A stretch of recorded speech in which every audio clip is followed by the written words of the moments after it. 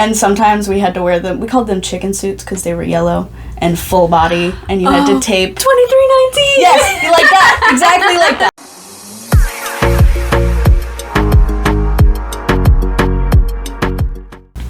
And welcome back to another episode of No Hush Podcast. Now, I know I haven't posted in a long time, but technical difficulties happened with life.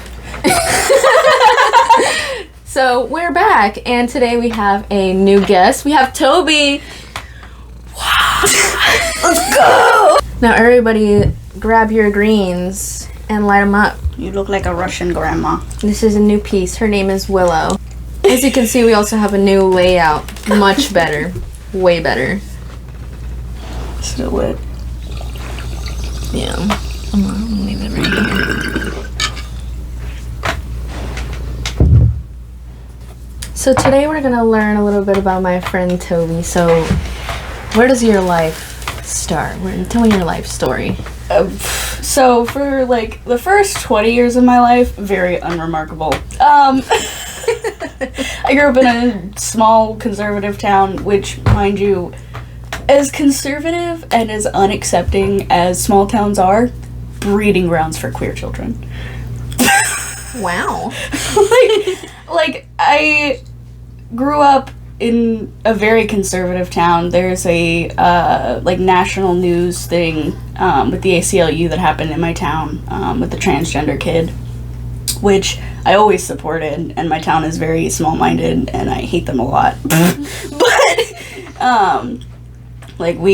my town became kind of famous for how unaccepting they are. And they turn around a little bit? No. Okay. No, it's still the same. It was a national issue, and there's like a whole bunch of people. It went to the Supreme Court. Whole bunch of people talking about it on the news and everything. The ACLU still talks about it. And the town has gotten a lot of crap for it, but they just don't care. Like, there are so many LGBT kids in my town that it's kind of scary to me for them. Because, like, when I came out, it was, like, I didn't even come out, like, at school. I just, like, officially, I just started dating who I wanted to date. Mm-hmm. And at that time, we didn't really have, like, that big of a problem in my school. But it was, like, after I graduated, there was just so many things happening to all of the younger kids that were coming out on different ends of the spectrum of LGBT, and it was kind of sad. But for the most part, all of those kids are really strong. Like, growing up in a conservative town, you kind of have to be if you're gonna be anything other than white Christian conservative. Mm-hmm. But I honestly don't know what I would have done if I had to go through some of the things that these kids have gone through. Like, my brother got bullied not until his last year of high school.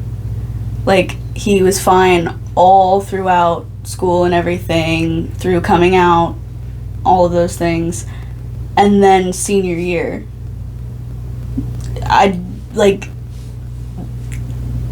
people are getting more and more homophobic. Mm-hmm. Than they were before, and it's kind of crazy. But, like, none of that happened while I was there. I moved out of that town at 20. Was this in Virginia? Yeah, it's close to here.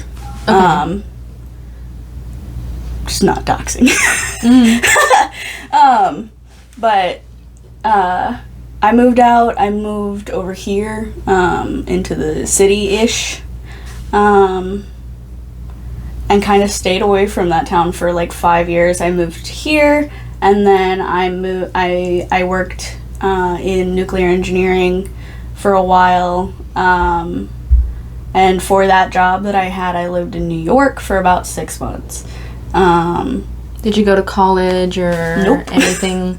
You just went to nuclear? Yeah, it's a division of engineering. It's not exactly engineering what I did. I went through about 2 years of training, and there's a 5-month course that you have to take to qualify and everything. It's one of the hardest things you could do. It's 5 months, but it's like 4 semesters of college in 5 months. Oh, wow. But once you get out of the school, it's like, it was, other than the job I'm working right now, the easiest job I've ever had. Oh, nice. Did you have to, like, wear a hazmat suit, go in a lab or anything like that? So close to some things, to some degree.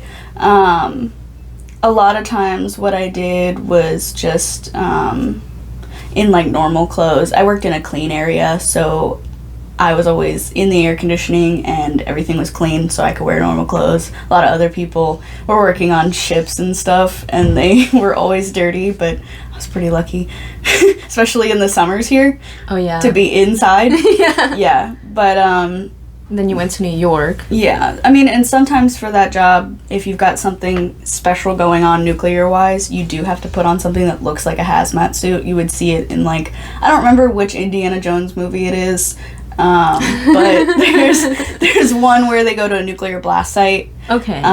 Or he's at a nuclear blast site and he gets decontaminated afterwards, and it's a lot like that, if anybody knows which Indiana Jones movie I'm talking about.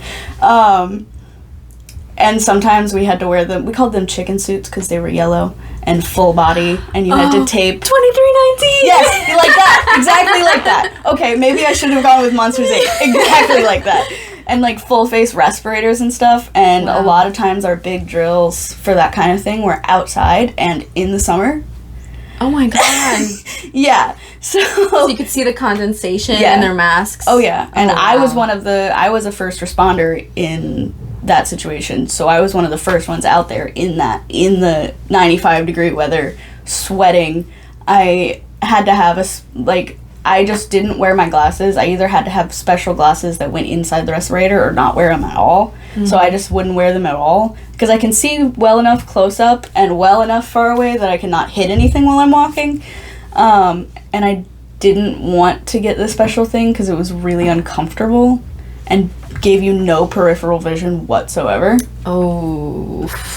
And that's Not why I fun. like having big glasses. Yeah. Because I can see in, like, all directions. Yeah.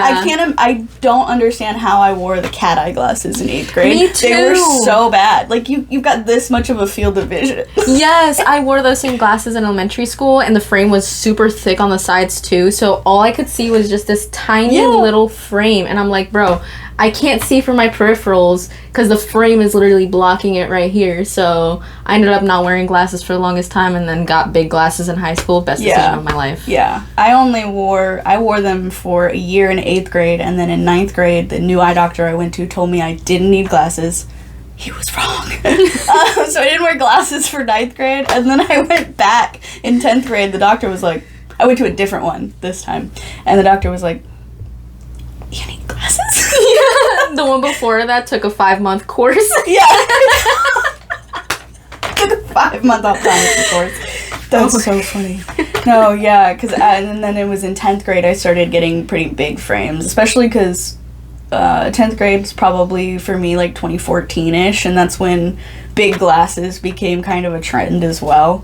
And I've just always liked them better on my face, especially the little ones on my face. I have a very round face. I have a big head. Little glasses, they look so funny on me. Comical. Comical. It's comical, for sure.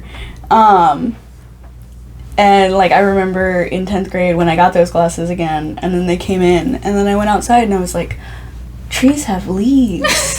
I could see the individual leaves. Now the The rain has gone. Please don't demonetize me. No copyright. I think I've said enough things that might be. No, we're good. As long as we don't cuss in the first like 30 seconds, we're good. Yeah, it's a new freaking thing. In the first 30 seconds? Yeah. Of the video. It's crazy. They only watch the first 30 seconds. Clicked off. Yeah. Unsubscribe. I don't need to hear this shit. And I lived from the nuclear site. Yeah. No peripheral vision. Yeah. But you were in the colder AC area. Yeah. And I did a lot of that stuff. Clean nuclear work is a little bit more complicated than dirty, I guess. It's not really the actual word for it, but contaminated. No, because in my line of field, you're pretty much just supposed to assume anything you think is contaminated is contaminated. That's actually the words for it, but I mean, like, on the ship, out in the open and stuff, like, it's a little bit less stringent because those systems don't have to be kept completely clean, but the systems that I worked had to be kept clean, or they just wouldn't work. Like, that's how, like, particular that kind of stuff is. And then after a while of doing that, they sent out an email through my department, and they were like, we need people to go to New York. And I was like, sign me up. I was in a relationship at the time. We had just bought a house. And like 2 months after we moved in, I shipped off to New York for like 6 months. Probably a good big reason that we ultimately are not together anymore. But I lived up there for 6 months in a hotel with just like my coworkers and other people that worked at the shipyard. It was interesting to say the least, because I went up there not really having a relationship with any of the people that I was going up there with or the people that were already there. So it was mentally pretty tough for a while. I sat in my hotel room a lot, but I made friends with the front desk girls, and if I got lonely, I would just go sit in the lobby and talk to them for a while. I celebrated my 23rd birthday up there. Okay, big moves. House at 22. Yeah. Moving to New York for a little bit. Yeah. So how did it feel, like leaving what you have here and then going to an entirely different state that you haven't lived in with your coworkers whom you hadn't created a relationship with? And I had never been to New York at all. Right. So leaving was pretty hard. I had to leave at like, my girlfriend at the time dropped me off at the airport at like 4 a.m. and she was crying, and it was really, really hard to leave. I was excited, but also like really nervous and felt pretty horrible for doing it a lot of the time because of that situation. But I mean, I kind of got used to it. It was really interesting. Saratoga Springs, New York, upstate New York is really beautiful. Mm-hmm. I've been to upstate New York too. It's beautiful. Absolutely it clean. Yeah. But I left on January 6th, 2021, which is also Insurrection Day. But I left that day, and when I landed in New York, there was 42 inches of snow on the ground. Yep. And it had been more. It had rained. It had rained. It had snowed like a month prior. Oh my god. And you were not ready clothing wise. No. I'm from here. If it snows, you might get a centimeter on the ground and then it melts like after a day. Yeah. But up in New York, that snow that was on the ground had been there for like a month. And it did not ever go away. Like it was probably late March, early April before we actually really saw all of the ground. Oh my god. Yeah. It is so cold up there, and being from here, even knowing that I was going there in the winter, you can't get a good enough jacket for New York here in Virginia. So I had to I think I bought a jacket up there. Well, I think I got up there and then I ordered some Carhartt stuff. And Carhartt stuff's pretty nice and warm. Yeah, they're good quality, thick, durable. And I'm someone who like hates gloves and stuff. Yeah. I hate wearing gloves. Does it overstimulate you? Yeah, I don't like the way they feel, but it's so cold up there that I had to wear gloves and have my hands in my pockets because my my extremities are all already kind of cold, which is weird for a short person. That's normally a tall person thing. I don't know. But yeah, it's blood flow thing. It's the tall people. Gravity takes longer. It takes more for them to pump their blood than it does us. Okay. And you had to wear gloves? I had to wear gloves because the tips of my fingers would just get so cold. And if I didn't wear gloves and like try to keep them at a normal temperature between car and office, especially because I had to walk like a mile from car to office in the weather, I would get in there and my hands would hurt like the rest of the day because they had gotten so cold. And then I went into somewhere where we kept it really warm because it's so cold. Yeah. So my hands heated up too fast and that makes them hurt so bad. Yeah. Yeah. It kind of puts your fingers to shock. Yeah, for sure. Hello. That happens with my toes in the wintertime. Yeah. Like, I come home from work and my toes are freezing. I get in the hot shower and they're just numb. Yes, I don't exactly. even feel that. Exactly. And I'm like, this feels good, but I don't feel my toes. Yeah. I feel the heat, but not my toes. Yeah, exactly. And, like, I'm wearing socks and it's warm outside. My toes are cold. Mine too. Cold. I got cold hands and feet too. Yeah. It was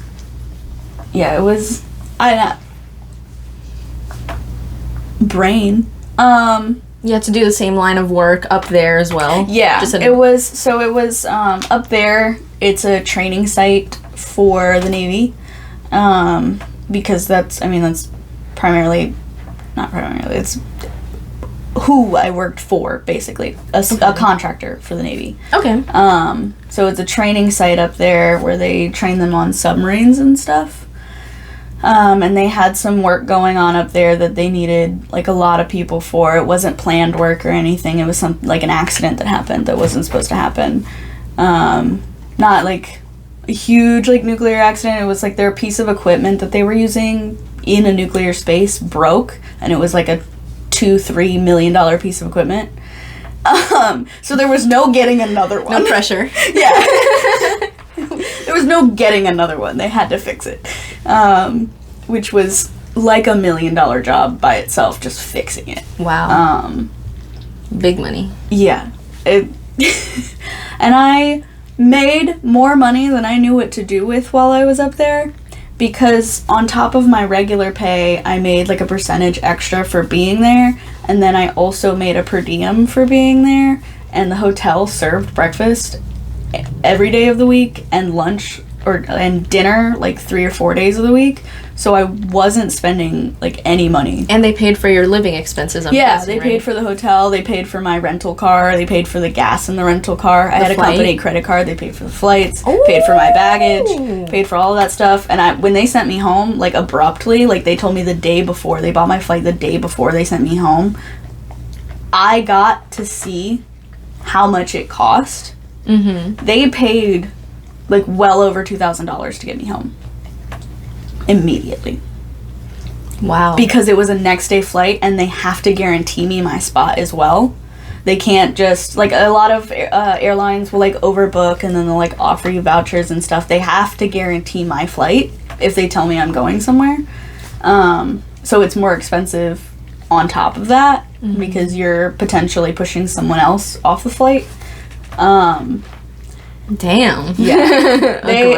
And I had so much stuff and so little time to pack. I left a lot of stuff up there, and I was friends with the girls at the front desk, so they kept all my stuff in a storage closet up there. And then one of them came down to visit me and someone else that they know down here, and she brought the rest of my stuff back to me. Mm-hmm. But my suitcase was 120% like too heavy. Like, you know, you go to an airport and they're like, oversized bag fee, blah, blah, blah. And I'm like, put it on the company card because they're sending me home and I have no way to get anything else home. Like, I left so much stuff. Like, I was the maid of honor in one of my friend's weddings, and I ended up leaving, like, my dress and stuff actually in the rental car because I didn't have enough time to pack everything or get everything out. I left a lot of stuff in the rental car and at the hotel. I lost all the stuff at the rental car. I ended up getting everything back from the hotel because I had friends. But I left a few things in there, but I made sure that I had so much money that I didn't know what to do with that, and I had so much time that I didn't know what to do with because all I did was work or like go downtown to a brewery or a tap house. My favorite thing to do in Saratoga. I bought a tattoo machine off Amazon. Ooh. And I was like kind of practicing. I did I have a smiley face right there that I did. And next time I get a tattoo, I'm gonna have them fix it because the dots are there, but the smiley is like not. Slowly fading away. Yeah, it's not hanging on in there real well. And I got rid of that tattoo machine. I think last year. Last year's just really a blur for me. Trauma. Yeah, I started doing that in my room. I bought like the fake skin and stuff. I would never be able to be a tattoo artist. It was very apparent that I was not. Yeah, but I have of patience. And I am also not a very good artist. I am good with like the musical arts. Like I can sing and play instruments and all of those things. But you give me a pencil or like some paint and you get what you get. Okay, like not gonna be good. Yeah, I'm the opposite with musical art. Like I'm pretty good at the dancing part, but if I were to play an instrument or like sing or anything, I'm just like fire me now. Yeah, I started playing the piano at probably 3 or 4. I wouldn't say I'm like great at piano, but I have a very good understanding of it because my mom put me in lessons so young. And then I started playing trumpet in 6th grade. And then over my high school years, I learned to play the flute. And then my senior year, my stepdad got me a ukulele because I wanted one. So I've been playing that for 7.5 years now. Which my mom told my stepdad not to buy that for me. She was like, she'll pick it up like once or twice and then she'll never play with it again. I swear to God, like you're gonna spend $100 on that thing and she's never gonna learn how to do it. I've been playing for 7.5 years. So take that, mom. Take that. It's like when she told her not to get me a BB gun when I was 8. He did it anyway. Did you use that one consistently? He taught me how to use it, and I probably used it with him for like a year. I was 8, but I've been able to shoot pew pews since I shot my first shotgun at like 3. Oh my 4, something like that with my dad. Yeah. Did you have ear protection? I don't know. I don't remember doing it. There's a picture on my Instagram. That sounds illegal almost. Dad, daughter, whatever. And then there's a picture on my Instagram, or my old Instagram. I had one like for like the first 2 years of high school, and then had to get another one, and so it's the one that I have now. But on my old one, there's a picture of me on Christmas Day with my grandpa, who used to be a hunter. Me holding a shotgun. I'm wearing a brown sweater that has a bow on it, but it's like knitted in. It's a picture of a bow, and I'm wearing a pencil skirt and patterned tights and little combat boots. Okay. On Christmas Day, we were shooting skeet. Oh, nice. Yeah, That's out in the awesome. backyard. That's so cool. Like, I grew up around the conservativeness. Like, my dad is definitely not anywhere near conservative, but he's like pro Second Amendment, but also like he shares values of both sides. Yeah, for sure. And it's actually like a big misconception about a lot of people who are like really far left. Really far left people are actually like pro Second Amendment, but a little bit of gun control. Like, I know it's a hot topic, but like so that's like where my dad lies, and that's kind of where I lie as well. And a lot of people misconstrue it. Yeah. And, like nowadays it's either you're left or right or black or white, or like there's no gray area in between. I feel like a lot of the media influences that a lot. I feel like you could be you could hold values from two sides and not have to choose left or right, you know. Yeah, absolutely. Which is what's great about our country. Like, yeah, like one of the things that are so good. Yeah, and I feel like I for sure, and I feel like a lot of the reason that it's a misconception is a lot of like far right media kind of villainizes anybody on the left as something very, very specific when it's not like that at all. There's like a few bad apples on the left that like make it like embarrassing for the rest of us because they're so triggered, and there are people that I would consider like the triggered snowflake kind of thing. Yeah. But for the most part, it's a lot of just we stand up for ourselves. It's not that we're like triggered by something. We will stand up for ourselves. We have a lot of the same values and thoughts. We just don't villainize the other side for false narrative, which is what the left is villainized for. But beyond politics. So you came back from New York, and your partner, I'm guessing, was super ecstatic to see you, or no? Okay. So I left. So timeline on that, we had been dating for a little over a year when I left, maybe like a year and 2 months. It was kind of like a U-Haul lesbian kind of situation. And so I left in January. I came back in February because we had to put one of our cats down. And then I came back in April for my birthday / one of my friends' birthdays. Not the Hold kitty. on a second. Not the kitty poo.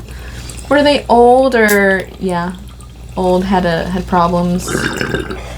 Yeah, he ended up having. He was fairly old. She had gotten him in high school, like late high school, and she was older than me. Like I'm 25, I think she's 27 now. But so we had to put him down. He ended up having like this huge cancer in his face that just it made his eye pus really bad and close up, and his nose like pus. It was coming out of his eyes and his nose, and it was huge and it was ugly and it smelled bad and it was just really awful for a while. And we took him to the vet a couple of times before I left in January, and we're like kind of like looking into things, and I don't remember if there was no treatment or if it was just too much, like financially, but also like it would have been a lot to put an old cat through. But we had taken him to the vet a couple of times. He was definitely really sick, and we were just kind of like, he had a medicine that like helped it go down a little bit at one point, but it just came back like really bad. And I was up there, and she called me like crying, and she was like, I think we need to put Gizmo down, like it's time. And I was like, okay. And I took care of all of the appointments and everything. I found this really nice place you brought them there, and it emulates like a living room kind of situation, so it's really comfortable for everybody, and you hold them when they do it, and it was really nice. They cremated him, got his paw print, and I think we got a piece of fur or something. And then I went back, and then I came back in April because my birthday was at the end of March, and one of my friends that lives in Arizona, her birthday is at the beginning of April, so her and her wife flew in from Arizona, and it was also my best friend's wedding that weekend as well. So I went to pick them up. They flew into DC because it was cheaper, and then took the train into Newport News, and I picked them up from the train station pretty late at night, and we went back to my place, and the wedding had been like the day before they flew in or something. But at that point, like I came home, and for some reason, I don't remember if I didn't tell her I was coming home or I didn't tell her when I was coming home, but she was like telling me she was making other plans, like I'm on my way home, and she's like making other plans and like not gonna be home when I get home and stuff. And I'm just like mad about it, but she's being like standoffish. And then I get there and she won't kiss me. She'll talk to me, but she's off, and she's like wouldn't say I love you back, all that kind of stuff. And I'm like, I'm not stupid. I am not stupid. So we did that for like a couple of days. She would not talk to me. We went in, I followed her into the bedroom at one point. I'm like, dude, you need to talk to me. Like, we can't do this. We were both crying. She was like, I just don't want to do this while they're here. Like, blah, blah, blah, all that kind of stuff. And then she's like, they left. And like a day after they left, I also was going back to New York, and she still wouldn't talk to me. Like, none of that. She just was not talking to me.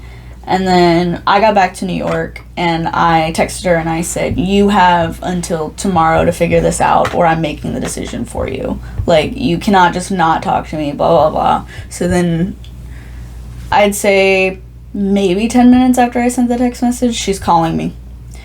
And she breaks up with me, but we have like a huge, like, long conversation about everything. It was the worst breakup I've ever been through. But also at the same time, one of the most mature breakups I've ever been through, especially because it was one of my only relationships that it wasn't really anyone specific did something specifically wrong. Like, I'll say that I had faults and I was not the greatest, and I've learned a lot from that relationship and everything, and about who I am and about what I need and what I need to do to be a better person. But it wasn't like either of us had done anything like absolutely horrendous, like the many times I've been cheated on. So it was really hard, but also like I'm crying. I know that when we got off the phone, then like she was crying too. Like she I know that it hurt her a lot too. But she wasn't like crying on the phone. And I think maybe part of that was because I was, and she was trying to stay calm and not make it just a whole huge thing. That like she was trying to stay calm so that I would stay a little calmer, kind of thing. But it's like the only relationship where I didn't like beg, like, and that's like a horrible thing, but it's like all of the toxic things that I had been through, I thought that I like had to beg for things. But that one, it was just, I explained to her that I didn't feel the same way that she did, but I understood why she felt that way. And she also had moved from Richmond into this place. We bought the house together. We were living like in 30 minutes from here on the other peninsula. Okay. And she moved from Richmond, so it was like an hour and a half, 2 hours from where she was living. We grew up in the same town, never knew each other. We graduated from the same high school. Wow. But she graduated like a year or two before me. And we knew a couple of the same people at the same time, but never knew each other. Small world. Yeah, for real. But she was living in Richmond because her stepmom had it was a rental property, but they owned the trailer that was on it. And when I say trailer, you think like trailer trash, but like it's one of those nice trailers. No, but but she's not trailer trash. Oh, okay. So decent trailer, not trailer trash. Yeah. And she moved from there, and they sold the trailer.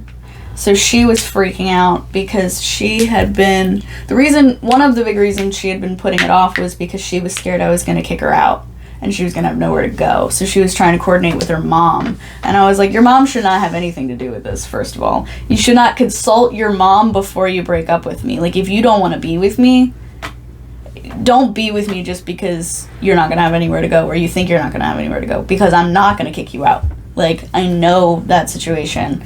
And I didn't kick her out. She lived with me for probably 3 months. So it happened in April. I think she moved out in August. And I came home in May for good. So we were in the same house for a while, which caused a lot of problems for both of us. Yeah, for sure. A lot of tension and for sure back and forth. Yeah, that's where it gets really bad. We only like ever got into a screaming match like once. She got all up in my face, and I was not having it. But like a screaming match, and she got in my face as I was trying to walk away, and I pushed her and closed the door. It was the only time I've ever been physical at all. But she got too close to me and was screaming, and I pushed her. I didn't push her hard, she didn't fall. Just got her out of your way, like. And then she left after that. She got in her car and drove away to like calm down. And then I waited a little while, kind of felt out whether or not she had actually left or not, because I was in my room, couldn't see anything in the living room. Actually, I had cameras in my house, which is why I know I never got cheated on. No, yeah, but that's really good. We've been wanting to get security cameras here too. I had I had one right in the living room.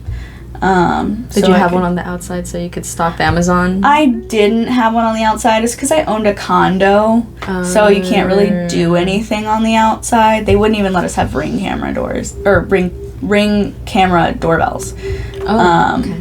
Because I lived in a golf club community, so it was fancy.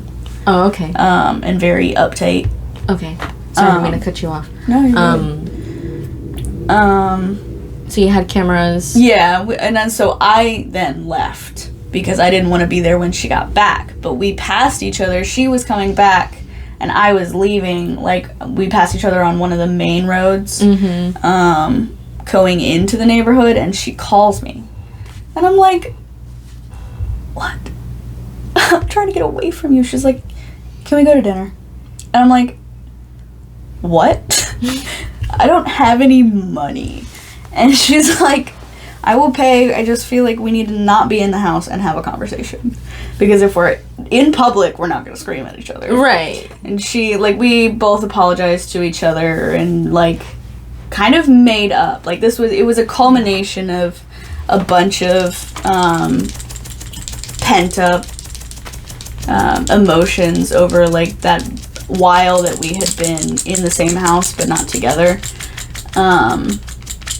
So that was the culmination of it, and that's where we kind of made up and kind of made friends again. And she had been sleeping in the living room on a makeshift blanket /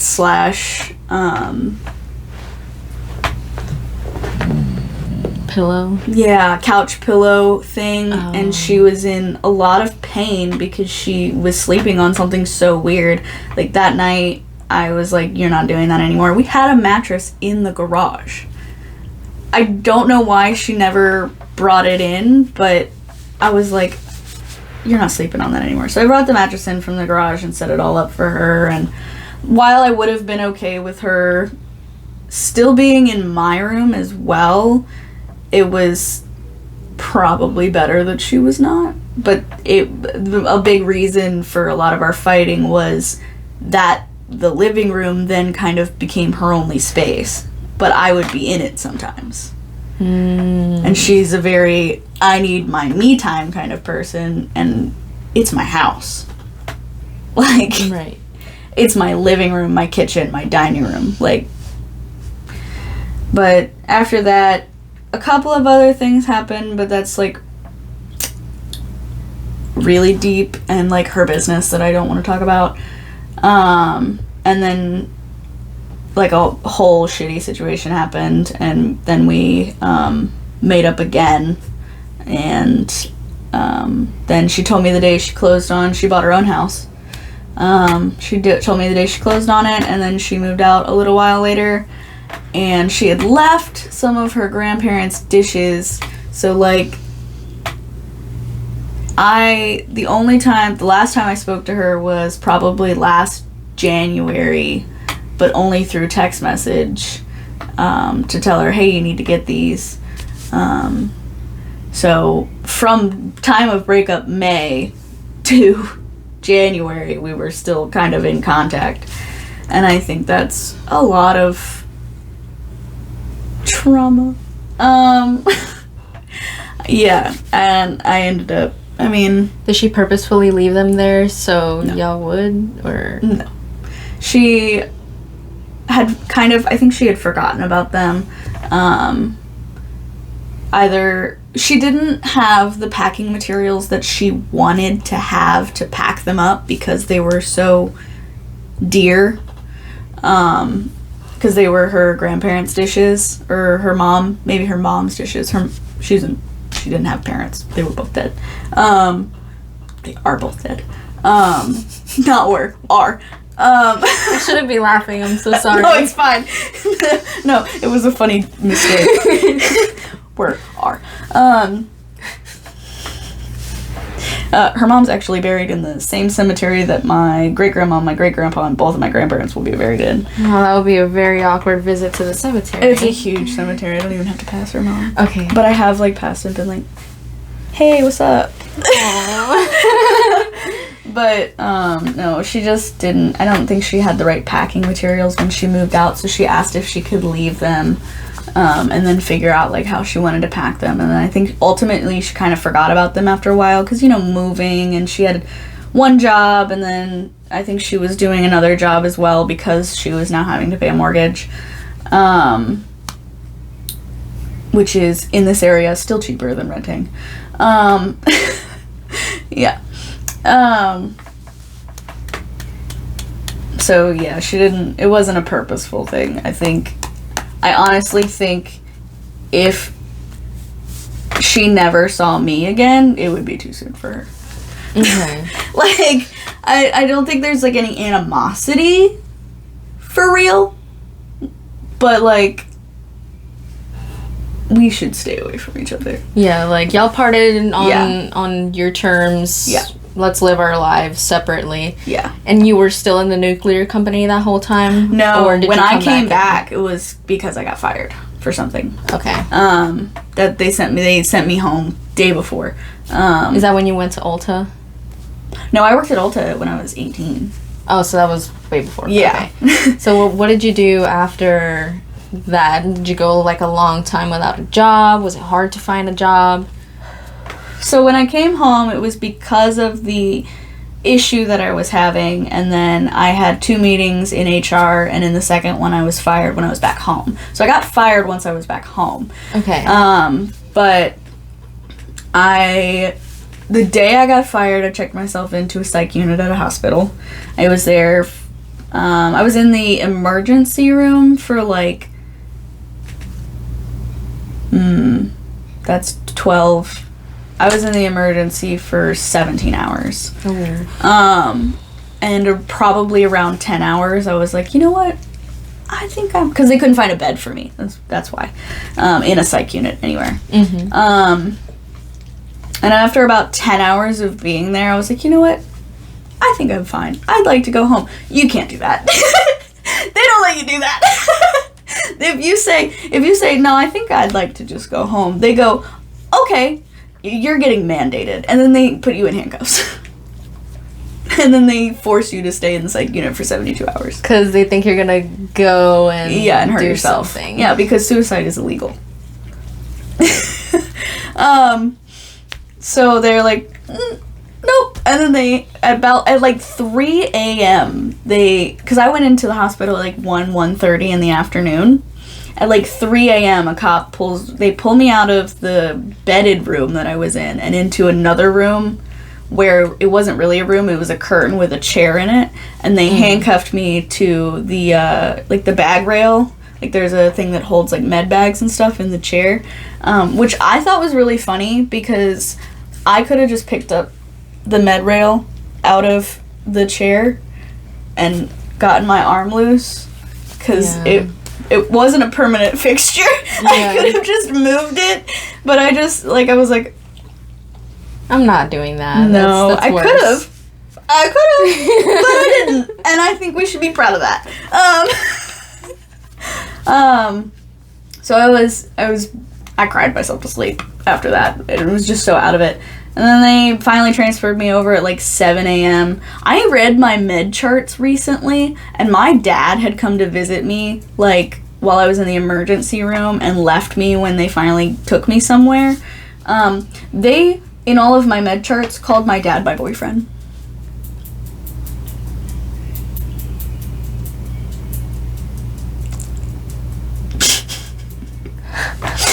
Well, my dad is 21 years older than me.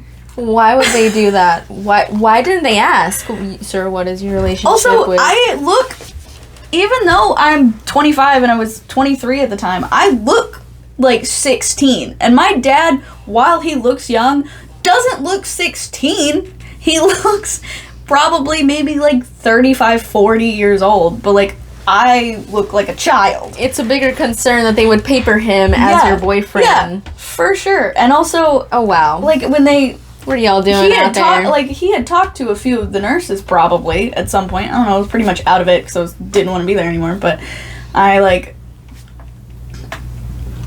just, when I read those, it was like recently I read them. Like, because this was over 2 years ago now. But I read them probably like late last year. And I was like, what the fuck? What? And I was like semi-dating someone at this point. And I was still living with my ex, but semi-dating this girl at this point. Mm-hmm. And she had also visited me, like prior. Like she visited me for the time before my dad. My dad lives 4 hours away. So she stayed with me until my dad came. And then they switched places. And she had other stuff to do. She had to go to work the next day, stuff like that. My dad didn't. So it was just really interesting that they labeled my father, who my insurance is under, like, and he's asking fatherly questions to these nurses. Boyfriend, whatever. But I ended up, like, they told me, like, the psychiatrists and the therapists all told me while I was there, they were like, if you had just had, like, a little bit better coping skills, you wouldn't be here right now. Like, the only reason you're still here and we haven't let you out is because you got 72'd. And I had to be there for more than 72, because when you get mandated, you have to have a court hearing before they let you out. Okay. With a judge. But at this point, we're in COVID, because it's 2021. So, it's over the phone from, the unit. And I went in on so I went to the emergency room on Thursday. I was admitted into the psych on Friday. And then Monday was Memorial Day. Okay. So it was more than 72 hours because I should have gotten out on Monday. But it was a holiday. So they couldn't let me out. Your time there doesn't count because it's a holiday. Exactly. So so I had my hearing Tuesday morning, and after my hearing, like 30 minutes after my hearing, I'm walking to my car because my car was at the hospital. Right. On the complete other side of the hospital, of a large hospital. It'll walk a while. They should have golf carts out in the fucking hospital campus. That would be fun. Best job, honestly. Yeah. And then, I left there. I was unemployed for a while. I got a job at a restaurant in Norfolk. Were you a waitress? Yeah, I was waitress / I did a lot of the food running and a lot of like the carry out stuff too, but I did some waitressing. I liked food running and carry out a little bit more. Yeah. And also COVID, so lots of carry outs. Oh yeah. A lot of DoorDash as well. And I did that for a month until and I have no energy to fight something like this. It was a wrongful termination. I had gotten the bar manager's approval the night before to turn the DoorDash off because we were busy with carryout. Because we had people calling and like ordering stuff, and we had people in the restaurant. And there was a lot of call-in orders, and I wasn't able to keep up with both. It was just me doing carryout. So I got the bar manager's approval to turn it off at one point, and then we were like able to turn it back on around like 8:30, but we turn it off at 9 o'clock anyway. So I asked her, I was like, can I just leave it off? And she was like, yeah, that's fine. And then the next morning, they let me do all of the opening shift stuff and then fired me for turning the DoorDash off. Even though I had bar manager approval, who was the only manager there at the time. And I was like, but I got her approval. They're like, she'll be dealt with separately. Like you're understaffed. You can't be forcing these people to be doing multiple positions when they can barely keep up with it. Well, it's gonna shit itself. I wouldn't say that we were understaffed. It was a random weekday night that this happened. So it was just a random busy weekday night that we wouldn't usually be busy, so one person would be fine. Was it maybe like graduation time? No, it was like September or October. Oh. It was just one random, it happens sometimes in restaurants. There'll just be a random weekday where it's really busy. Like even at the shop now, sometimes we make way too much money on a Monday. Like same. Yeah. It's so weird. Yeah, that one day that we made 86% of our goal was a Monday. That's crazy. Yeah. 86 plus 86%. You know what I mean? Yeah. Like, so it was just like a random day, like a Tuesday or something. I don't know what the exact day was. But I was friends with this girl who she went to school to be a chef. She was a sous chef at this place in the complete opposite direction from where I lived. It took me an hour to get there every day. But she had already offered me a job with her, or to get me a job at her restaurant, because she was, there was a head chef and then there were two same level sous chefs, and she was one of those. The head chef was never there. Like, they ran the kitchen. The sous chefs did. Wow. And so that day I texted her, I was like, hey, is that offer, like, as I'm leaving the restaurant that I worked at, I'm like, hey, is that still valid? And she's like, yeah, send me your resume, I'll talk to my boss right now. I interviewed the same day and started 2 days later at that restaurant. Nice. And I was just doing food running for them. I think that it was a fancy place. Like, everybody wore white button-up long sleeve shirts. We could roll the sleeves up. Black ties, black pants, and we had these like navy blue aprons. It was a very fancy bistro. It was a French bistro. Very fancy place. Served snails. Gross. Yeah, I had to smell enough cooked snails at that job. A lot of the food wasn't really like my thing, but a big I did food running, and I think mostly because I'm not really the outward facing look for a fancy bistro. I'm very alt. I don't know what color my hair was then, but it was a color. It was a color. I think it was probably blue or pink. It was either blue or pink. Those are my colors. But so did they let you go because of that? No, I did pretty well there. They never fired me. It was I didn't make a lot of money, and I had a lot of other stuff going on, and I couldn't afford my car insurance. And my stepdad was a co-signer on my car, so they took my car because I couldn't pay for the insurance. They took it and sold it back to the dealership. So I didn't have transportation. So I had to text them one day and be like, yo, not coming in anymore. Sorry, I don't have a car. And then after that, my family put me in a residential psych facility. Your family put you in a home and you're not even 80? Ultimately they had to have my consent to do it. Like, they asked me to go. And I was like, okay. And it was this it's a rehab it's a comorbidity site. So it's a residential facility for rehab and also mental health, psychiatry, that kind of stuff. And it was a really cool place, actually. I kind of liked it. I didn't like a lot of the staff. Like, that's the one thing that is always, like, really gonna be the kicker about a facility like that. It's gonna be awesome. A lot of, like, the extra, like, the rec staff that do all of, like, the recreational things with us, they're really awesome. But a lot of the like minimum wage, and I don't think they made minimum wage. I'm sure they made more than that because they worked with psych patients and rehab patients, but like the low end of the totem pole, untrained people that are just supposed to like corral us, they're not great people. They never are.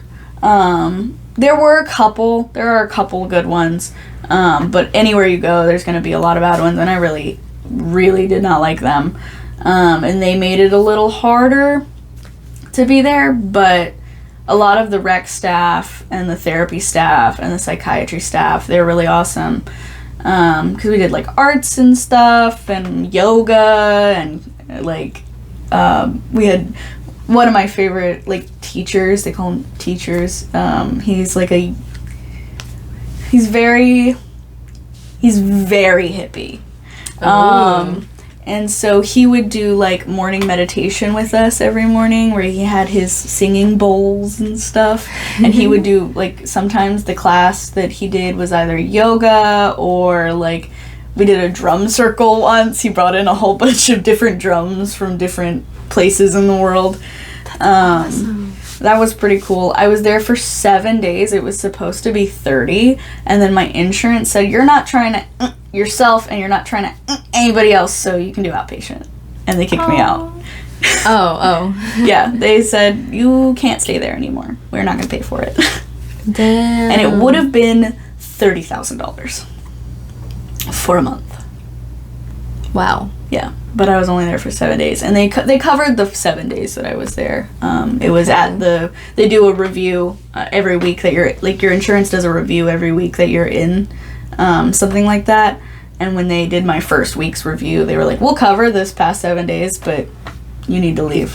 How old are you now? Sorry. This was January of last year, so I was 23. I was still 23. Okay. So I was there for a while, and then I ended up living with my dad 4 hours from here, because they didn't want to send me back to my house because it had become just a depression nest. It was awful, and it needed to be sold, cleaned up and sold.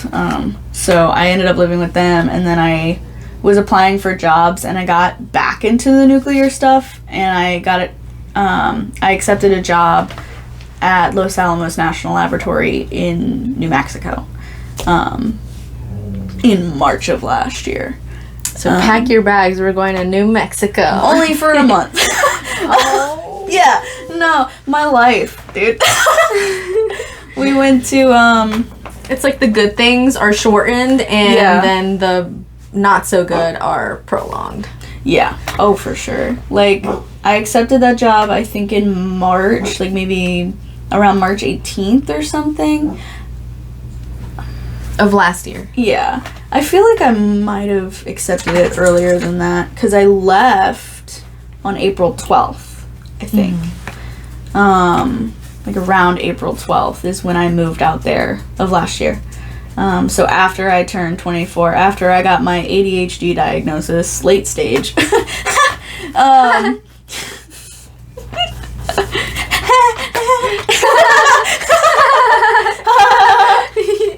I'm fine, we're fine, everything's fine. Everything's fine. It's fine, as AJ would say.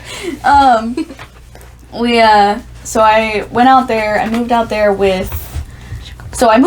by myself, but my best friend at the time, she went out there with me for the first week that I was there, and like helped me get settled, and we did exploring and eating different local foods and trying stuff. I have to say, New Mexico, absolutely the best food I've ever had in my life. It's more authentic than like Eastern Mexican food, but it's also a little bit not Mexican because it's New Mexico, and New Mexico is a pretty big melting pot of Mexican people and Native Americans. Like really? Yeah. New Mexico has Native American reservations, or like I don't think any of them live there, but it was you can go on hikes and see the places that they lived in the cliffs. Like I don't think Pueblo is the right word for the New Mexico Native Americans, but kind of like that. like Okay. the clay and the That's really cool. I went to a pueblo in Colorado, and I got to see a lot of Then native. it must, I think it's Pueblo because Santa Fe, where I live, New Mexico, is only 6 hours south of Denver, so it's all right there. Yeah, for sure. They're beautiful. The mountains, the hiking trails. They even have horse hiking trails. Yeah, I did that. Those are just beautiful, and they have a lot of places with the teepees and like a lot of what they did in the era. Like, like I remember seeing like the sewing thing for like rugs, and it looks like a giant harp. Yeah, with a bunch of strings, and then they just in and out, and I'm like, wow, it's crazy. Yeah, one of the hikes we went on, the first week I was there with the friend at the time. She's not my life anymore. You're not my friend anymore. You know what? You can't sit with us. You can't sit with us. One of the hikes we went on, we got to like go into some of like the caves in the wall, in the cliff sides. New Mexico, like that area of New Mexico is very different. Like Colorado has the mountains and the trees and the grass and the foliage and all of that stuff. New Mexico is sand. Wow. For the most part. In Santa Fe is like a valley. Santa Fe. Santa Fe. I thought you could pronounce this. I had to do it. Just insert pun right there. Yeah. Yeah. So, I mean, it's mostly sand. Like, Santa Fe is a valley, so when I walked out of my apartment, I could see the Rockies, and the Rockies have trees on them, and in 80-degree weathers, the Rockies have snow caps, because they're so high up and so cold up there, even though it's 80, 85 down in the valley, it's so cold up there that it snows on the top of the mountain year-round. So snow cap is when the tip of the mountain is covered in that little layer of snow. Yep. The mountain Pikes Peak at Colorado, I think it's the tallest mountain for them. Yeah. And I think one of the top 3 tallest in the U.S. Yeah, they sell oxygen outside at the bottom of Pikes Peak. Yeah, it's crazy. Like halfway going up, you already start seeing snow. Yeah. And like it's a pretty nice layer of it too. And then when you get to the top, you could see like little flurries here and there. Yeah. I remember the wind was blowing in such a way that it looked like it was forming mini tornadoes. Yeah, like on the little snow tornadoes. Yeah, you see the leaves go woo, and you're like, yeah, let's go down. Yeah, I think my dad, he used to do like cross country motorcycle trips, and on one of his last ones I think he went to Pikes Peak, and at the bottom of Pikes Peak they sell oxygen because Pikes Peak is so high. When you get up there, it's harder to breathe. Which is pretty, like, it's pretty close to New Mexico as well. Like, they don't sell oxygen in New Mexico, but where we are now, we're at about like 100 feet above sea level, if that, like 80 to 100 feet above sea level. Los Alamos, not Santa Fe, I don't remember exactly what Santa Fe's number is, but Los Alamos is about 7,400 feet above 7,400 feet above sea level. So the air is a lot thinner. There's also no humidity basically in New Mexico, which is really nice because it is so humid here all the time. But they tell you, like, if you're visiting, like, don't do any strenuous activity, like, at all in the first few days. Like, I noticed it as soon as I got off the plane. I flew from Richmond to JFK in New York, and then Albuquerque, New Mexico. I felt it as soon as I got off the plane. It was harder to breathe. Wow. Because the air is thinner and dry. Like... Did you get bloody noses? No. I've never really had any issue with that. Like, I've never had a nosebleed. I've never had a nosebleed either, but when it gets cold, like in wintertime, I have this thing I do every day when I take a shower. I clean my nose. I pick all them rocks out every day when I shower. every day, and I just whoop whoop whoop. And I've noticed in the wintertime sometimes. Yeah, sometimes, yeah, like I'll scratch myself or I'll clean it up so well and then come out to the cold. It's just vulnerable and the cold dries up the fuck out of my nose to the point where it bleeds a little bit, and then like I'll be picking out a booger and it's got blood and I'm like, ah! Yeah. No, yeah, that happens. I've scratched myself on the inside of the nose entirely too many times and I'm like, oh god. And it'll bleed bad, but not like nosebleed bad, but like still like I'll stick like a piece of toilet paper up my nose.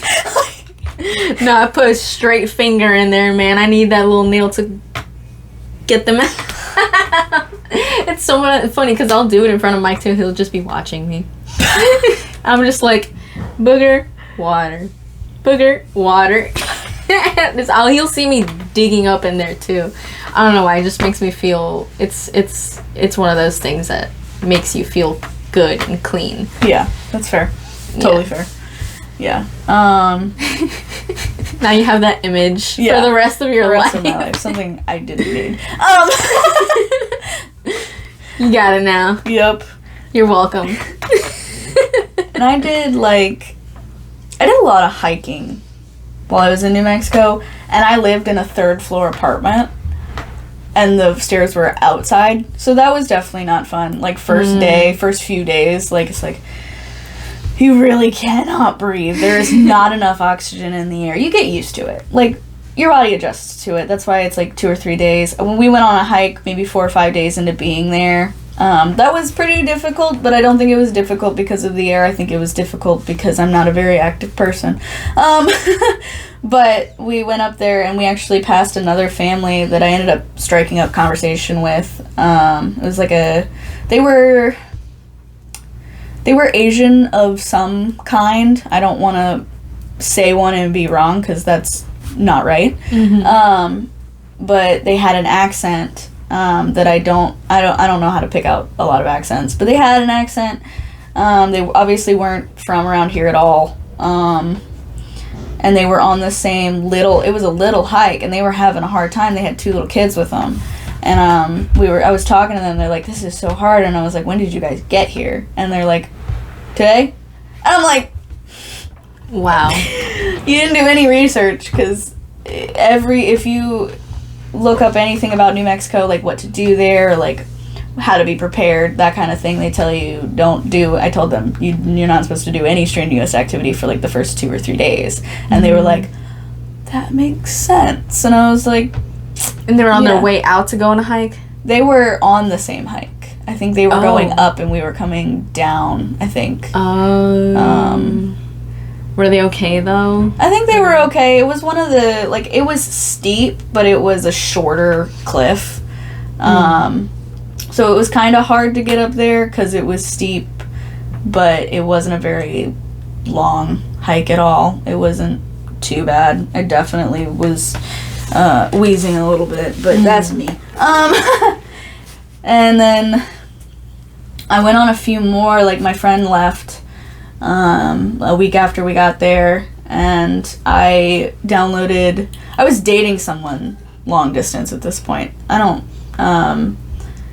And I told her that I downloaded Bumble so I could use the BFF feature, because I live in Santa Fe. There's not a lot of, and I'm by myself. It's so hard to meet people these days. And I wasn't starting my job in person for like a month after I got there. Everything, onboarding and a lot of the training was at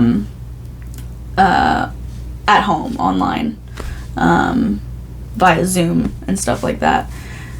So I was in my apartment all the time. So I did that, and I met someone that I talked to her not in depth a lot, but we'll send a message back and forth, if we get a memory or find a picture from then. Keep or if contact. if I post a picture from when I was in New Mexico, she'll she'll, on my Snapchat story, she'll swipe up and see it. And I actually, I don't use this much anymore, but we had this widget thing, and it's you can send pictures of yourself back and forth, and it will pop up right here. This one's really old of her. It's probably a while old. Aww. But it's still on my page, and I still have, I have the time zone for Santa Fe still on my phone. Aww. I love that place. But I met her on there, and we hung out.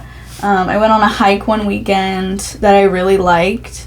I went on it by myself, and I don't know how long it was, but hiking in New Mexico is always a little more difficult because it's sand, not dirt. Right, you don't have a solid grip of the ground. So it's always a little more strenuous, but I did that once by myself, and I had fun doing it. And then I had my friend, her name is Mick, and then another one of her friends that I was kind of friends with. I was more friends with Mick, but we all went on that hike again together because we wanted to go on a hike, and I was like, I like this one. So we went on that, and at the point where I stopped and turned around, because that's the kind of hike it is, you have to turn around at some point, and I wasn't getting all the way up into the rocks, but because I'm not a rock climber. Mm-hmm. But hello. We got to that point, which was about the halfway point anyway, and I passed out. I lost consciousness. Halfway? Yeah. And like I had done it by myself the weekend prior. Oh no. Like, so I was with these two girls this time. I had people with me this time, the time that I passed out.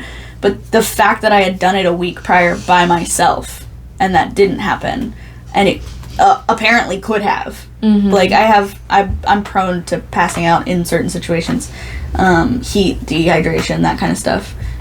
Being sick, I'll pass out if I'm ill as well. So the fact that I actually was more hydrated when I went on it with those girls than I was when I went on it by myself.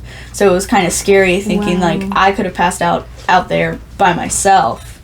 But luckily they were there, and they sat on both sides. We, like, sat up against a rock up there, and they sat on both sides of me. And I can feel when I'm going to pass out. So it was, like, 5 to 7 minutes before I actually passed out of us sitting on the ground, and I'm explaining it to them so that they don't freak out. Because when I have an episode like that, my hands shake and my head tilts a little bit like this. So people, like, in the medical field, when they found out that I had it, they thought at first that I was having a mini seizure because of the way that my hands and my head shake. My body doesn't. It's just my head and my hands. So I was explaining that to them, and I was like, it probably won't last more than a minute. Probably not even that long, honestly. And we're just sitting there talking about it. I'm drinking some water, too, while we're talking about it. And then I'm like, it's gonna happen. And they get on both sides of me, and I just put my head back because I was sitting, like, at a rock that was, like, came up to the back of my neck. Yes. So I was able to put my head here. But when I woke up, I was, like, over on my friend Mick. Because obviously I couldn't keep myself up. I don't have control of my body. Mm-hmm. And we just sat there for probably another 10 minutes. But I knew... Good friends. Yeah. Oh, for sure. But they were like, are you okay now? And it's funny because you expect someone who just passed out to, like, be, like, in the first few minutes, like, really out of it. I am. But you expect them to not feel great after doing it. Like, do we need to figure out, like, how to get down? Like, are you okay? Do you need to go to the hospital? That kind of stuff.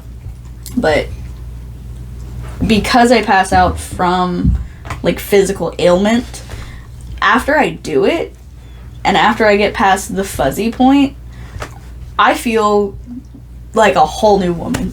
Like, oh, wow. I feel fantastic afterwards. That's why, like, if it gets to the point where I can't hold it, because I'll try to hold it back. If it gets to the point where I know I'm not going to be able to, I'll just, like, I'll be like, all right, and give into it. Because I can hold it back, but then I can also, like, give into it and make it happen faster.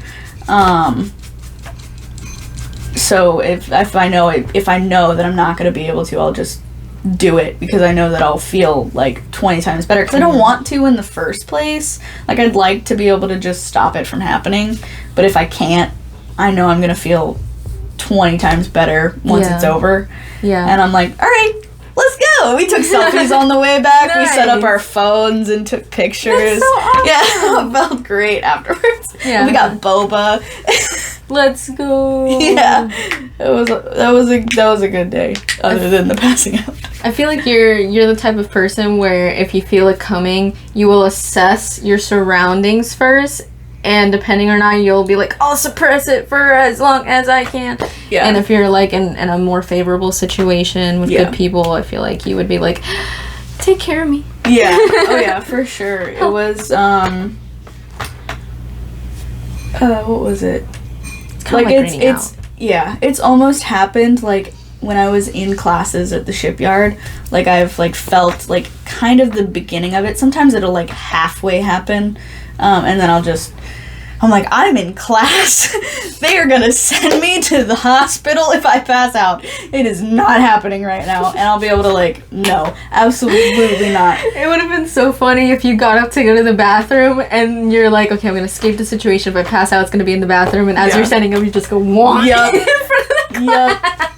But that's the good thing about being able to feel it coming on, is I can get into a favorable position to pass out. I couldn't so much when I was a kid. Most of the time when I passed out, it was because I was really sick from both ends, trying not to throw up because I hate throwing up.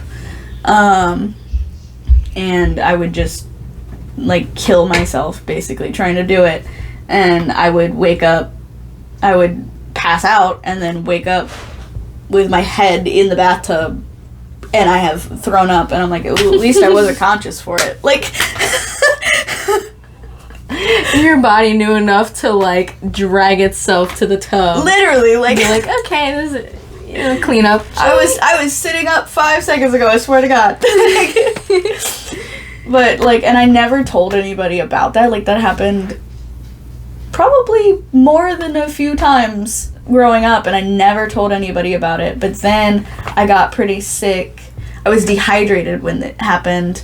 I also had a really bad cough that was really painful, so I went to an urgent care on a Saturday to get something for the cough. And I'm sitting there and I'm like, oh no, because I feel it. I'm like, oh God, this is the first time it's ever happened like in public.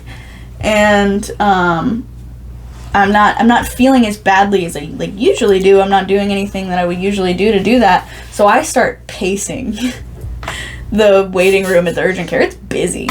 I'm pacing the urgent care waiting room, trying to fight it off. And I'm like, at one point I realized that I'm not going to be able to do it. And I go up to the front. There's a chair pretty close to the reception desk, probably like the reception desk is like curved that way, but like about as far away as like your computer. Okay. And I stand in front of the chair and I look at the receptionist, and I'm obviously being weird, so she looks at me, even though she's talking to somebody. She looks at me and I go, I'm gonna pass out. Or I said, I think I'm gonna pass out. And she goes, you think you're gonna pass out? And I go, I'm gonna pass out. And I sat down and passed out. Like, and then, I don't know how long it was. You wake up, you got like an IV in you, and there's just like 10 people around you. Imagine. It was interesting, to say the least. Like, I passed out, and I think they said it was like 2 or 3 minutes. I don't feel like it was that long, because it usually isn't that long. But they said that. I think a lot of people don't know how long a minute actually is. But I remember when I was waking up, there were definitely a lot of people around me, like no needles or anything, but because it wasn't that long. But I start hearing things from around me, and I think someone says something about smelling salts, and then I hear someone say something about she's still not back yet, blah blah blah, and then I'm like conscious enough to say something, and all I say is, I'm right here. And they're like, like, what do you mean she's not back yet? I'm right here. And then they called the ambulance. I went to the hospital in the ambulance. They had scheduled a bunch of tests because I had passed out, but after like an EKG, the doctor was like, I'm pretty confident you don't need a CAT scan, you don't need any of that stuff. It's called vasovagal syncope. My blood pressure and my heart rate drops so significantly that my body just goes out, and then it picks back up. Like, it goes down, I pass out, and then it picks back up, and I wake up. Yeah, it's like when your computer does a random reboot. Yeah, my phone does it all the time. I love it. Usually when I'm watching TikTok. I love it. I love it. And I'm like into the TikTok, and I'm like, I didn't like it yet. I'm not gonna be able to find it again. It's so mad. It literally happened last night, but I remembered who I was watching, and I was like in the middle of a really funny video, and I remembered who I was watching, so I was able to find it again. But like, wow. I was like, are you kidding me? And it only happens like when my phone's like 34%. My phone has the worst battery life. My boyfriend will attest to this. He makes fun of me for it all the time. Your boyfriend. So cute. But yeah, I ended up in the hospital, and they gave me liquid hydrocodone at the hospital for my cough that I never even took. Like, I tried to drink it. Like, because I hate liquid medicine so much, and liquid hydrocodone is the worst liquid medicine. It's so bad. I tried to... At 18 years old, I'm trying to drink it, like, lean. I put it in Gatorade. It still tasted so bad. I didn't drink it at all. It stayed in the medicine cabinet forever. I let the cough continue until it went away by itself. I was like, I can't do that. I literally cannot do that. If you had given me a pill, great. But I understand that for a cough, they want to give you liquid. I get it. I get why. Yeah. Like, it's in your throat. You want to coat that area, that kind of stuff. But I can't do liquid medicine. That's crazy. I cannot do it. It tastes so bad. Like, the syrups that we have, the HHC stuff, I would not be able to, like, my coworkers, they love it, or at least they liked the blue one. The Bussenberry. The Bussenberry. We had a customer that called it Bussenberry. We call her Bussenberry. But I know that I could not even try that stuff, because I know for a fact, even though I've never had it, and the fact that it's grape flavored, I know for a fact that it's gonna taste like Robitussin. Yeah. Like, that's disgusting. I'm not really interested in the syrup stuff, but like, I feel like I could take it as a shot, but it would have to be mixed with something else, and see, like, because also the consistency. Yeah, that's what I was gonna say. Yeah, the thick. If I'm, no. It's sticky and thick and viscous, and if I'm gonna drink something that's thicker, it's gonna be a smoothie or like a milkshake. Right. If I'm drinking a liquid, I want it to be a liquid. Like, yeah, like, I'm so like weird. Water. I'm so weird. I still chew applesauce because I feel like I have to get it mixed with the saliva enough to swallow it. Because if not, I'll feel the grittiness, the texture of it just going down my throat. That's fair. And I feel like I physically cannot swallow it. I can't just go. I can't do that. I have to. It's funny, it reminds me of my mom the other day. We went to Walmart, and then we went to Sonic because she wanted a slushie, and my stepdad wanted a milkshake, and I got a cherry limeade, and we were sitting in the kitchen with my brother, who had gotten himself McDonald's after work, and my mom is eating her slushie with a spoon, but she keeps forgetting. Like, it's so cold that she tries to blow on it because it's like one end of the heat scale that's like, it's not hot, so blowing on it's not gonna do anything, but it's still like a painful end of this skit. She's trying to warm it up, but like the only thing she knows how to do is blow on it, so she's like you do. Yeah, exactly. Like, just put it in your mouth, leave it hovering over, breathe and like then, a stupid dragon. Yeah. Yeah.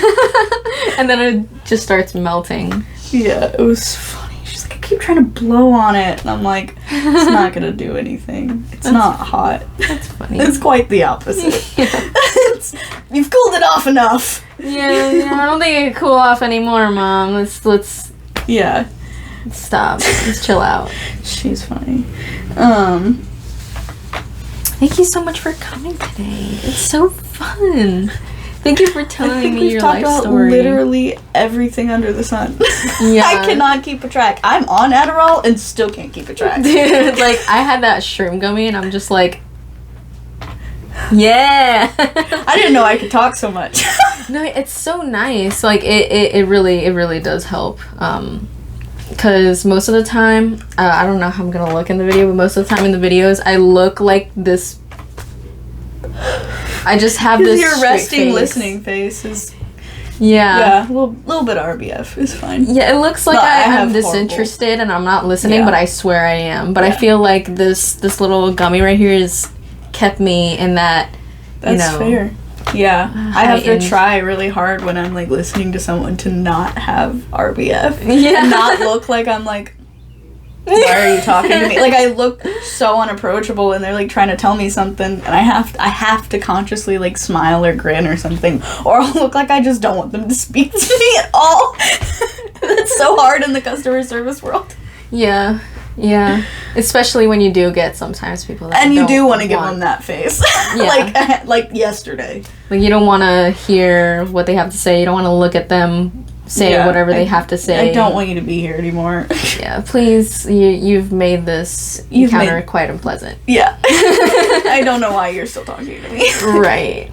But neither of us are having fun. They keep talking and it's like, I'm giving you the face now. Yeah. I'm giving you the face. There's Jana took a video of me last night when they were in there. Oh my god. I'll show you later, but I'm just standing there. I've got my hair up. I look miserable. It's day after concert. I went to sleep at 4 a.m. And these people that are in there, and I'm standing behind the counter. Jana's in my recliner. She's recording me, and I'm like, I got my hands in my pocket, and I'm looking at them like this. Like they're walking around the store. They're not talking to me. They're walking around the store talking to each other, talking shit or whatever to themselves. And I'm like this. And then I kind of, in my peripherals, see that she's recording me, and I just go into the camera. She thought that it was so... You have to send me that video. Yeah, and thank you so much for telling me your story. And we have still so much more to talk about next time. Oh yeah, I could talk for days. Dude, and you're so fun to have on too. You'll like go into all these different stories with like these great details, and you're just so fun to be around and talk to. And I'm sure they're gonna love you too. So you better fucking subscribe and like this video. God damn it. And last thing I do want to mention is Tobi has a photography company of her own, and if anybody within the East Coast of Virginia is interested in doing a photo shoot with her, please hit her up. I will leave her Instagram username down below. I'll probably try to also insert it right here too. That would be awesome.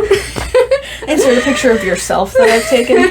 Here are pictures that we've done in photo shoot.